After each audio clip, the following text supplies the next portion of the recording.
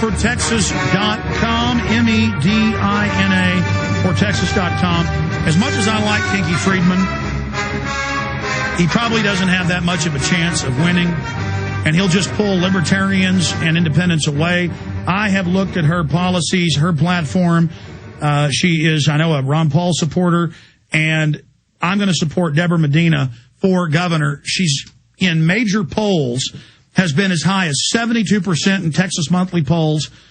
In fact, they've had the poll multiple times. She began at 44.58, or right at 45%. She's now grown in the latest poll to 72% in a statewide Texas monthly poll.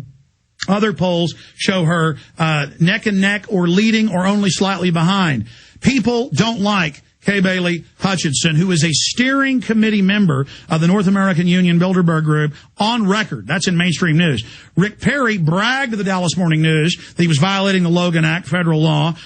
In 2007, he went to Istanbul, Turkey, and spoke to the private group who's involved in taking over a lot of Texas utilities. But he's only been a speaker, being vetted by Bilderberg. She is a steering committee member. There's only 4 in the United States out of 125 world leaders. She is bad news all the way. Rick Perry is absolutely terrible as well for NAFTA and GATT, open borders, though he acts like he isn't. He supports the NAFTA superhighways, the Trans-Texas Corridor, trying to block the legislature from blocking it twice. So he wears a big hat, but he's all hat and no cattle. He is an inch deep, a mile wide. I'm telling you, the more I learn about Debra Medina, MedinaForTexas.com, the more excited I get. Now, I told you last hour, Ron Paul is going to run for president in 2012 unless he has any medical problems. And thank God right now he's in great shape and jogs several miles a day and rides his bike several miles a day. But we need to draft him to run early, and we need to support his son, who I told you was going to run 6 months before it was announced that Rand Paul was going to run for U.S. Senate, and he's going to win unless there's election fraud.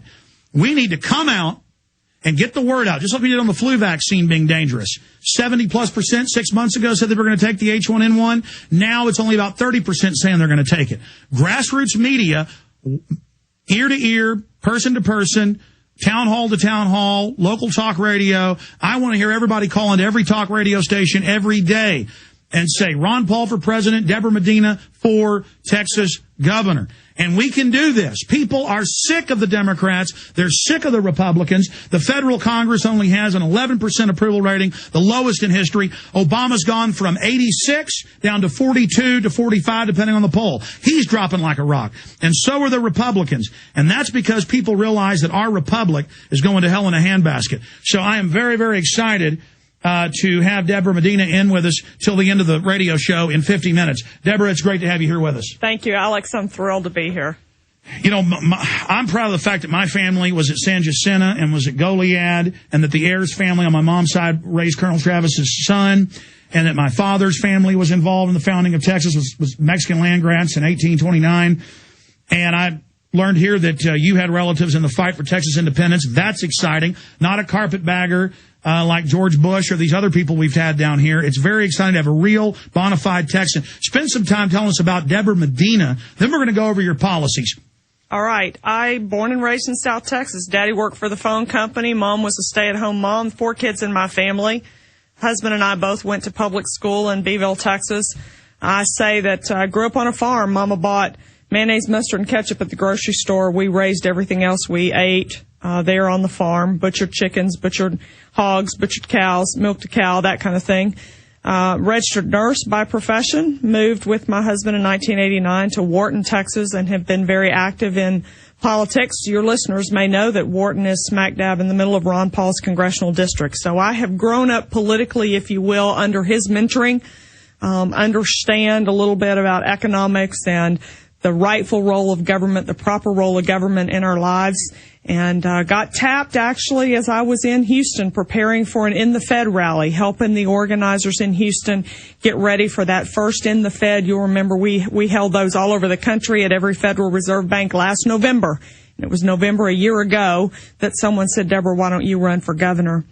I knew right away that I didn't like the choices we were going to have come March of 2010. It took me about 4 months to decide I would get in this race, and I'm fighting for all I've got. We're seeing people jumping on board every day, and we really need help to make sure that we win this race in Texas. Sure. I mean, Kinky's a nice fellow, and I want to be able to support him, but when I had him on 4 or 5 months ago, you hadn't yet declared you weren't on the radar yet, or you were just getting ready to, and because compared to Rick Perry and the Democrats and Kay Bailey, he's great. But I'm sorry. I think Kinky should get behind you because Ron Paul has the grassroots system. He became a focal point for people that understand the shadow government, the New World Order, this entire system. And if we get the Ron Paul / Tea Party that Rick Perry and others have been trying to co-opt behind you, the real McCoy, we can win. And I think that you grew up on a farm, that you are a nurse, that you have a great record, that you are a Ron Paul supporter, that you got drafted, that you got tapped, that's what we need. We don't need another slick lawyer. We don't need another slick politician. We don't need some globalist stooge like Kay Bailey Hutchinson. All the other candidates are a nightmare, except for Kinky. He's a nice fella. But you are the only choice. And have you been surprised by the explosive support you've been seeing? I have been. People ask me every day, well, Deborah, how are you going to win? You don't have a lot of money. And I said, no, but I got a lot of shoe leather and a lot of elbow grease. People are walking streets, pounding the pavement already today. I feel like we've got waitresses at the window saying, give me food, give me food. They are hungry to get out there and do the work. And it's through the alternative media that message is getting out. And we need to give people some marching orders today. I hope we can do that on your show, help people understand how they can help us win this race. It's real important. And I want to be clear. Resistance is victory. Ron Paul didn't win in 2008. But he's now all over television. They admit he's the third rail that people are shattering the left-right paradigm with, and it's going to be very hard to beat him in 2012. It's going to be very hard to defeat Ron Paul in 2012, and I'll tell you right now he's going to run. And I'm not going to say I heard that from him. I can tell you it's going to happen, unless there's a medical problem. We have people running for Senate, running for House. Even if you don't win this time, it's going to grow the Texas Ron Paul libertarian, true conservative base. But you actually have a great shot. But even if you lose, the pounding the pavement, the money that's donated, that goes towards injecting alternatives. Then as things get even worse, next time we'll have an even better shot. But again, you have a shot on winning because of Ron Paul and the grassroots support. And this is so historical. Let's talk about the poll numbers and then get into marching orders and what you would do as Texas governor. You bet. I really do believe we are going to win this thing.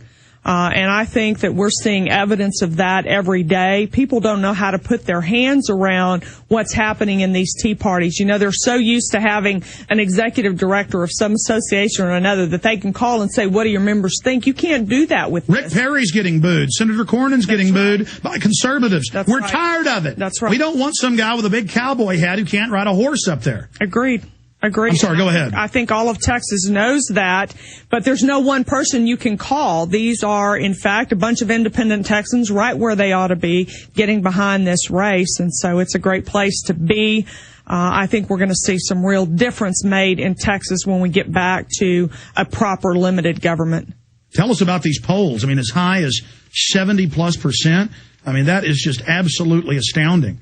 Well, we're waiting for some of those quote-unquote statistically valid polls, but we are seeing in these online polls great margins of victory, not a runoff in March, but a clear victory in excess of 50%, which is what we need to win. So it brings a lot of enthusiasm to the campaign and causes people, gets our name out there, ups that name ID. That's really important. I know that, a lot of folks will poo-poo these online polls, but it does raise the name ID of the candidate, makes people say, who is she? So I want to send out a thanks to everybody that is voting in these polls and helping to spread that message. Slogans. I mean, obviously you are a Ron Paul supporter who founded the Tea Parties, and it's now been taken over kind of by the Republican Party to a certain extent, but we're staying in there so they don't fully co-opt them. But slogans, I mean, somehow you've got to identify that you're the real McCoy, that these are establishment fakes, and that we want to try something new. We want to go with a Ron Paul type woman. I mean, we need you. Have you guys begun to craft some type of slogan or some type of stunt I mean, that's what it is. That's what gets attention. To go in there and identify Kay Bailey. I mean, do you want to, here on air right now, call out Kay Bailey Hutchinson for being a Bilderberg Group steering committee member?